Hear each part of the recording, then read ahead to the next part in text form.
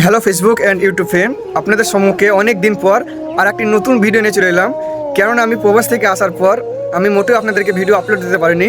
কেননা আমি যেদিন এসেছি তার পরের দিন থেকেই আমাদের পার্শ্ববর্তী থানায়, বেলডাঙ্গা থানায় হিন্দু এবং মুসলিম উভয়ের দুজনকে নিয়েই এখানে গণ্ডগোল চলছিল। সেই কারণে আমাদের এলাকায় নেটওয়ার্ক বন্ধ করে দেওয়া হয়েছিল।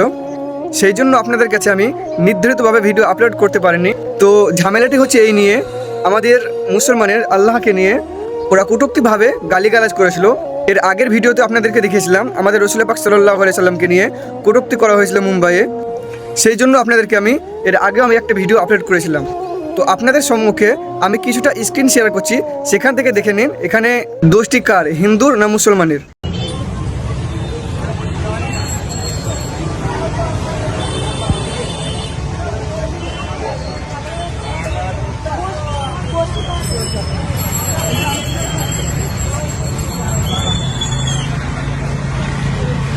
তো যাই হোক, ওদের একটি অনুষ্ঠান হচ্ছিল, মানে পুজো হচ্ছিল। সে যাই পুজো হোক, ওটা দেখে আমাদের কোনো লাভ নেই।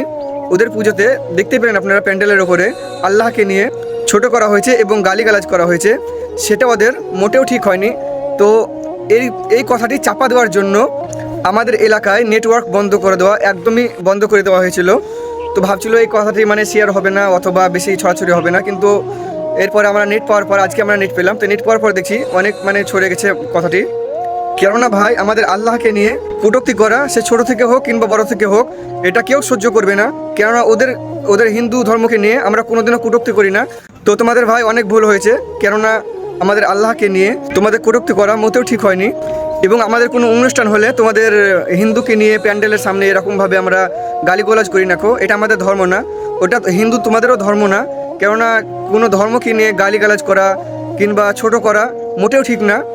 কেননা আমাদের কুরআন শরীফে একদম স্পষ্টভাবে উল্লেখিত করা হয়েছে, লাকুম দিন হুকুম অলিয়া দিন, তুমি তোমাদের ধর্ম করো, আমি আমাদের ধর্ম করব। সেটা তোমাদের ধর্ম নিয়ে আমাদের কোনো মাথা ব্যথা নেই অথবা কিছু নেই। তো আমাদের ধর্ম নিয়ে কেন এত মাথা ব্যথা হচ্ছে? আমাকে যেভাবে আপনারা সাপোর্ট করছিলেন সেভাবে সাপোর্ট করে যাবেন। তো আপনাদের সম্মুখে দেখা হবে আবারও অন্য কোনো পরবর্তী ভিডিওতে। ততক্ষণে ভালো থাকবেন, সুস্থ থাকবেন। খুদা হাফিজ।